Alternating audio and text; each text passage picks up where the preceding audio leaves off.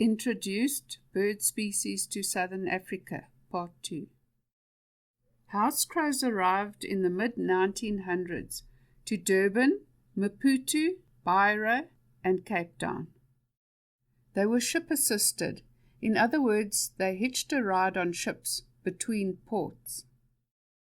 Now on their map, the red is their native distribution where they are resident, and the green is where they have hopped off of ships along the coast and settled down. Here in the Eastern Cape, we have recently found a small population in Port Elizabeth and also Bushman's River mouth near Kenton-on-Sea, obviously also escaped from a passing ship. Most house crows were eradicated from the Cape Town area, but there are still a few that still exist. But they have thrived in all the other regions. I was in Beira a few years ago and it is full of them. The little house sparrows were introduced to Durban, Maputo and East London in the late 1800s. All the captive populations were released by humans. And on this map, the green is where they are resident or their native area where they always belonged, and the yellow is quite shocking, where they were introduced worldwide. These house sparrows have now spread throughout southern Africa. They are usually found near humans, in towns, cities, and even farmsteads. But they have little impact on the native birds. Rose-ringed parakeets were introduced to Durban and Johannesburg in the mid-1900s. Some were released intentionally, but some escaped from captivity. Now the reddish areas are the two populations where these rose-ringed parakeets originally were found and are still found, and the green dots all over the world were where they were introduced by humans.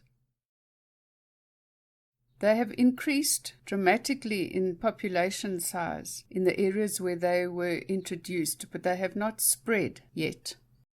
Now the big problem with these birds is that they compete for food and nesting cavities, and they have been known to evict woodpeckers and barbets from their nesting holes, and they enlarge the cavity for their own nesting requirements.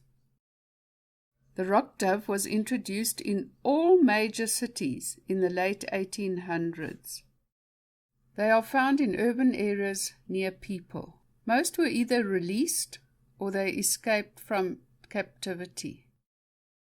Now the dark red is the native range where they were originally found, and the salmon pink areas all over the world is where humans introduced them. They are found in urban areas around people and are often known as flying rats. The mallard, or mallard duck as some people call it, was introduced in the mid-1900s to the Cape Town and Johannesburg areas. They escape from captivities and are steadily spreading around their introduced areas. Now on this map, the dark green is their native area. The lighter green above is where they go to breed in summer, and the bluer areas below is where they go in winter where it's warmer. And the brownish and pinkish areas in the south are where they were introduced by humans. Now the big problem here with these mallards is that they hybridize with our native duck species. I found this hybrid Cape shoveler cross mallard in the Grahamstown area. The mallard must have escaped from a private duck breeder in the area. This ID was verified by an ornithologist. And also in the Port Elizabeth area, we found some yellow-billed ducks crossed with mallards. They were also probably escapees from a private collector in the area.